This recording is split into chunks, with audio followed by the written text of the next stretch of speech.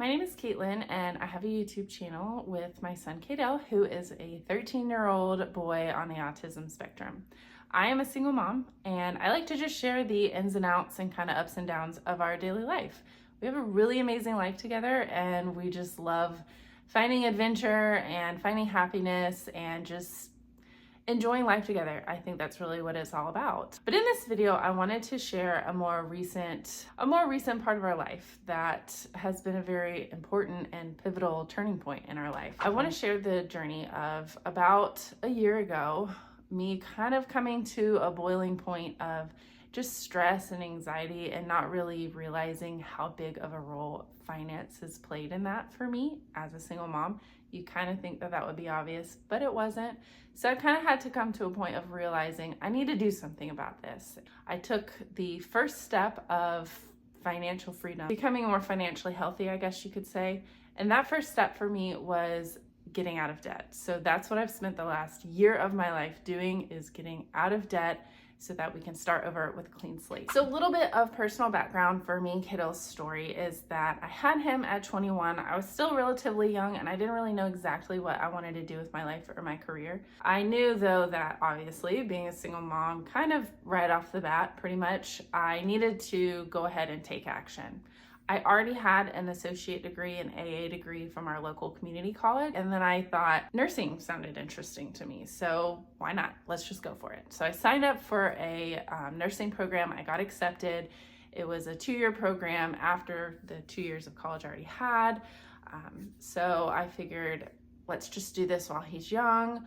I can have job security. I can have a steady income. I can have health benefits and all those things that are pretty much a necessity when you are a parent raising a child. You have this human being that you're responsible for. So that's what I did.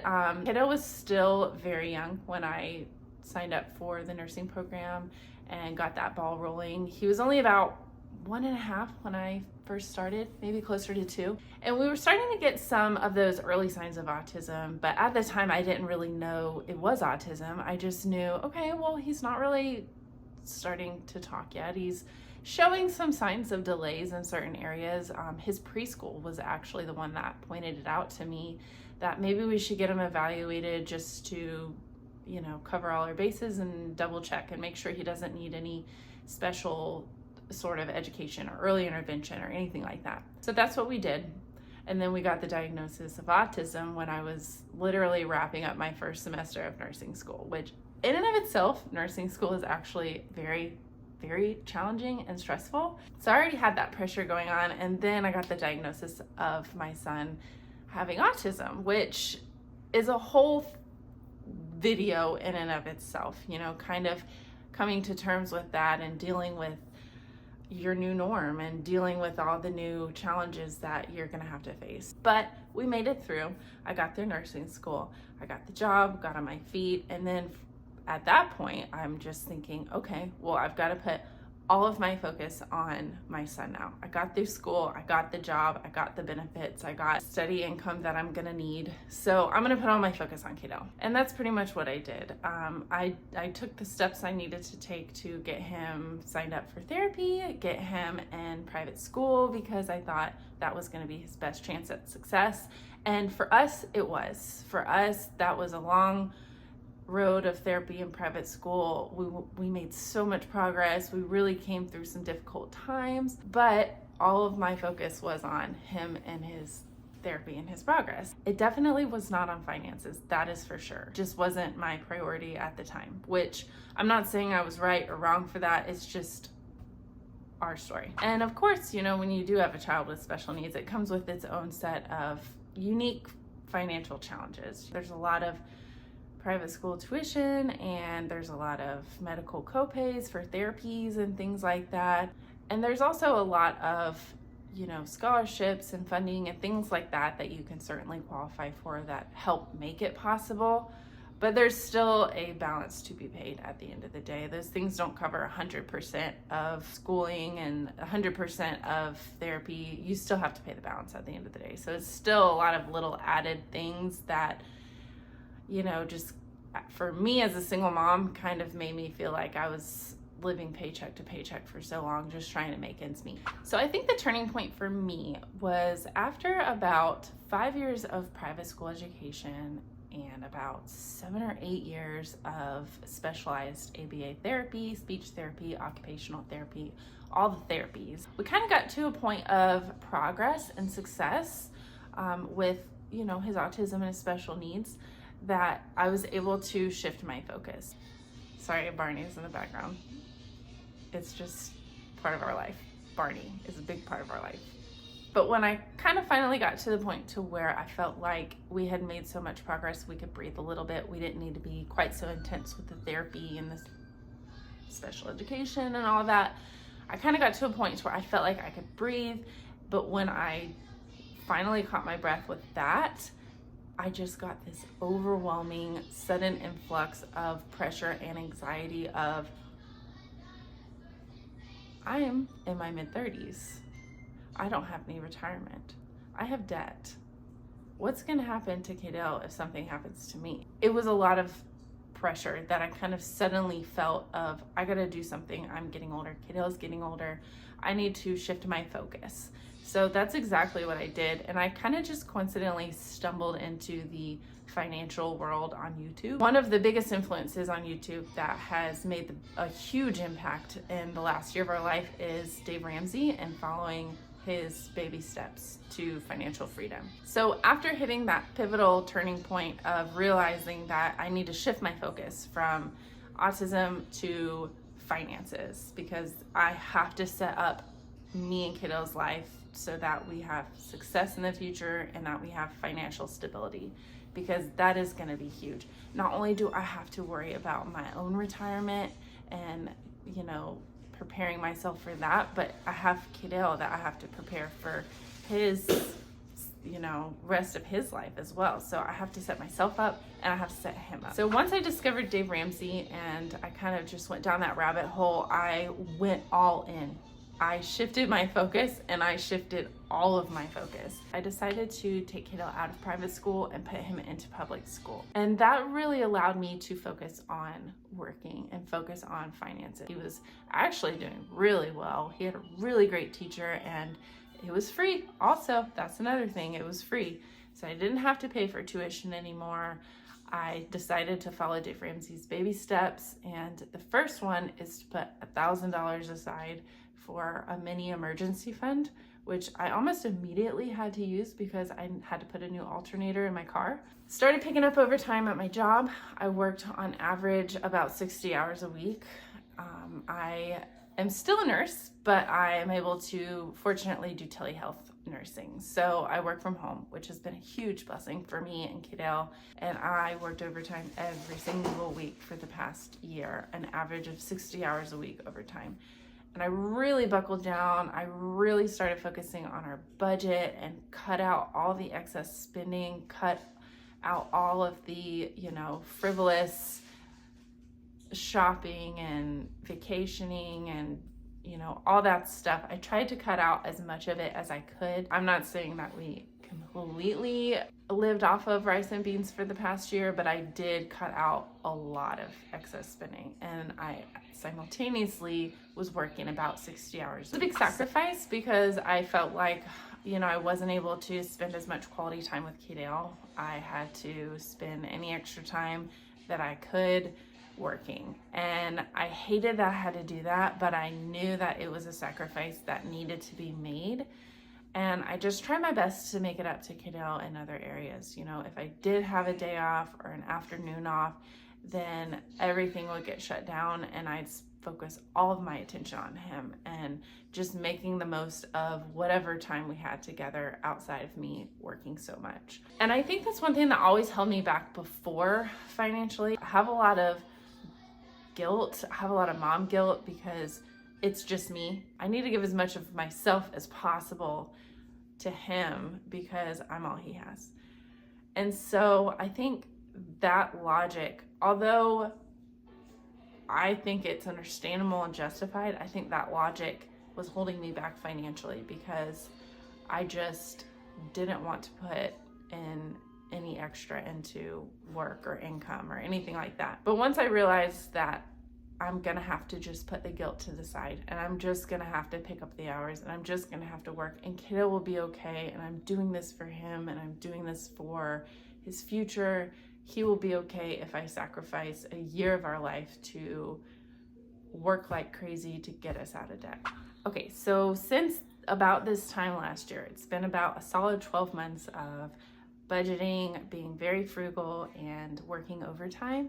I have been able to pay off all of my credit card debt, all of my student loans, and personal loans. I really had to pull myself out of the mindset of thinking that debt was okay and debt was normal and debt was just a part of our lives. And if I couldn't afford something, I'll just affirm it and pay it off over the next couple checks. So listening to Dave Ramsey and really realizing that the borrower is slave to the lender kind of just put it into perspective for me and made me realize that my old way of thinking and viewing debt was definitely a huge source of my stress and anxiety.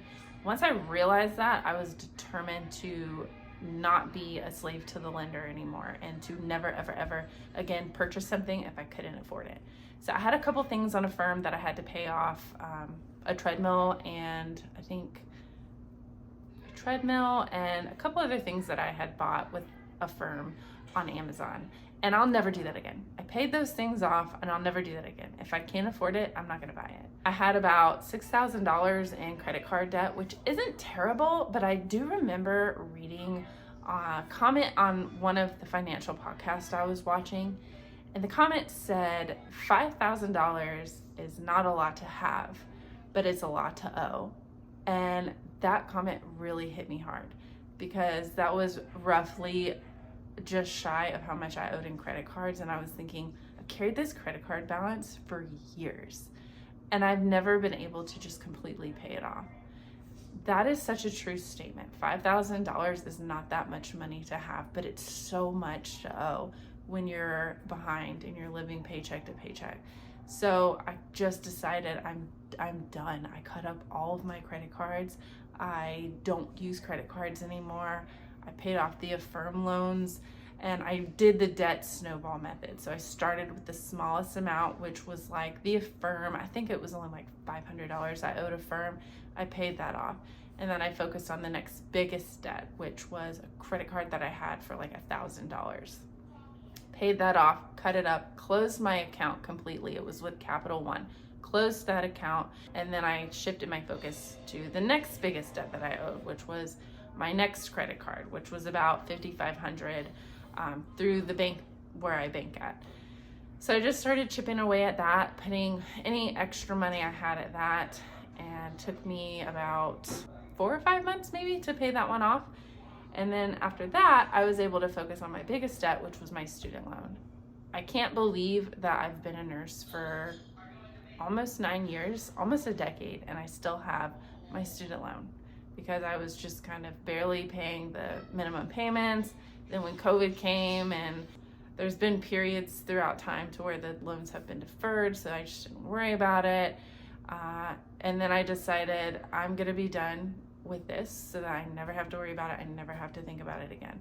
So that was my biggest and final debt that I had to pay off. That took me about 6 months to do. All in all, over the past 12 months, I've paid off a little over $20,000 of debt, which is mind-blowing. I never thought I would be able to do that at all, let alone in a year. I just kind of thought it just came with the territory of being a single mom to a special needs kid. I'm just always gonna have some sort of balance that I owe. I'm always gonna have some sort of debt.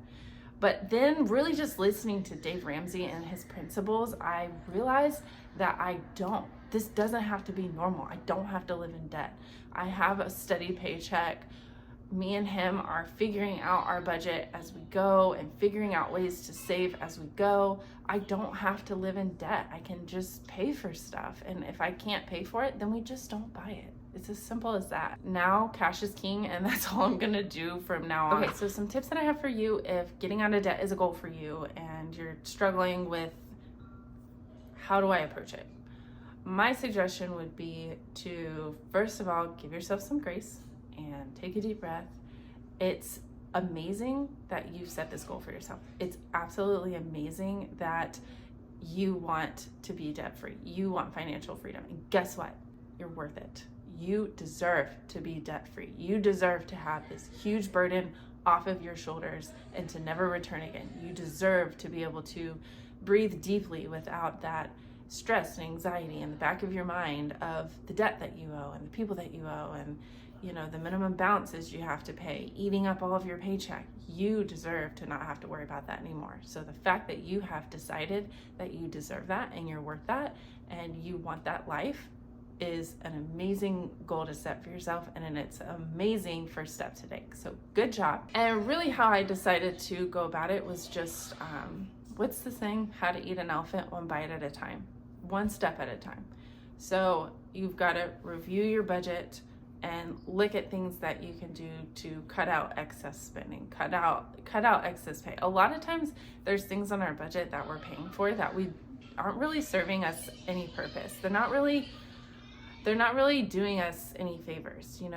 Those excess subscriptions that you pay for that you don't even really watch, or if you do, it's kind of one of those things you're just sitting up all night binge watching Netflix and it's not doing you any good. You don't really feel good about that afterwards, And not only is it something that's an extra spending item, but it's just not that good for you. So cut out the extra subscriptions, cut out any extra fat from your budget that you can afford to, and just do yourself a favor by having to save some of your money on stuff you don't need. And then you can just stay motivated as you go, because the more stuff you pay off, the more motivating it is. So at first it's really hard because you just feel so overwhelmed and you feel like you're never going to get there and you feel like it's impossible.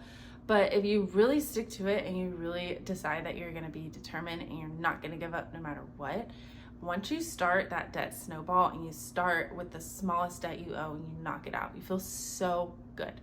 And then you focus on the next big debt and you knock that out. And once you can get that momentum going, it will just automatically motivate you. You won't need to do anything else. You'll be so motivated by that and you'll feel so good by that you'll just want to keep going. So you really just have to push yourself through the first couple debts in order to get the momentum going. Okay, so if you're like me and you're an autism mom or an autism dad or any special needs parent, and that is a significant part of your journey, and you're also trying to at the same time focus on your finances, I would really suggest just trying to find your people. And I know that's easier said than done, but just find those circles of support, whether it be, like, for example, for me, one strong area of support that was free of charge, I would call my brother like every other day, because my brother is one of my best friends and me and him have a lot of shared interests as far as our career aspects and wanting to, become financially free one day and things like that. So we have a lot in common, and it's just so therapeutic for me to call my brother and talk to him, even if it's just half an hour a day or every other day. I just got so much benefit from it. So, find your person, find your people. Another thing that I decided to do in addition to talking to my brother for support is I signed up for therapy.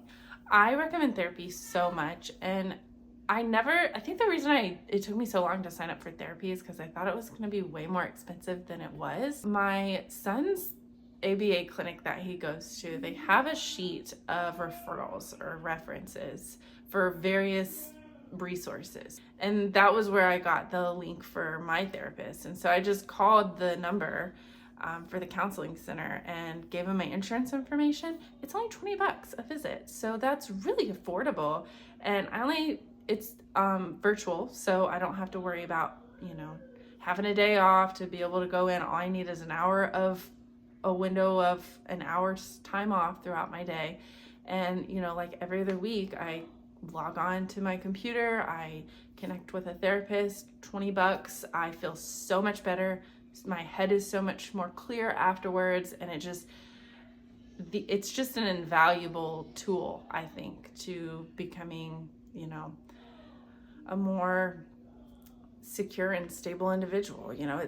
It's been so beneficial for me, and I know it's helped a lot with my financial journey as well. It's really helped me to, keep focused and keep clear and just kind of helped me to boost my confidence as well. Okay, I really appreciate you guys watching this video. I hope that it was of some use to you. There's no magic recipe for getting out of debt. It's just something that you have to decide you want to do. You have to kind of get to that breaking point of just getting so sick of debt and so sick of paycheck to paycheck that you decide, I'm never going to do this again. I am done with debt. I want a better life for myself. I deserve a better life for myself and my family, and this is what I'm going to do. And then you've got to kind of get a clear path.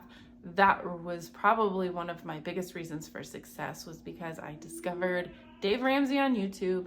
I discovered his baby steps, and I obsessively watched Dave Ramsey with the free content online on YouTube. You know, I didn't spend any money taking courses or classes or anything like that.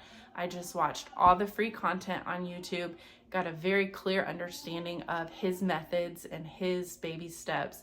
And that clarity allowed me to know exactly what my goals were. The first step, put that $1,000 to the side. You're gonna need it. Something's gonna come up. For me, it was my alternator. So then I started with the debt snowball, and then it was just on from there. I worked 60 hours a week, picked up all the overtime I could. I hustled my butt off for a year, and a year later, here we are. I hope that you can hopefully get motivated by this video to decide that getting out of debt is something that you want and something that you deserve. And I hope that you can find your clear path. I highly recommend Dave Ramsey's method because that worked for me. It was very simple to understand and something simple that I could apply to my life.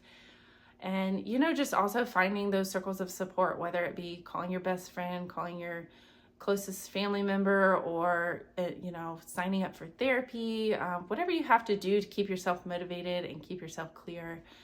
And I really hope that this video helped you guys. If you have any specific questions and you want to know, like, how did you budget, or how did you manage this or manage that, feel free to leave me a comment or question, because I will be happy to revisit this same subject in future videos. And my financial journey is just starting. I just got out of debt like a couple months ago. So now what I'm currently in is the next step of the baby steps for Dave Ramsey's method, and that is to build up a fully funded emergency fund. So as I spoke earlier, I blew that baby emergency fund on an alternator. So now I'm focused on my fully funded emergency fund, which is 36 months of expenses. So that's what I'm working on right now. If you have any questions or you want to see me continue to talk about my financial journey as I'm working through these baby steps, please let me know, and I'll be happy to make continued videos and make this like an ongoing theme for weekly posts. So thank you guys again, and we'll see you next vlog.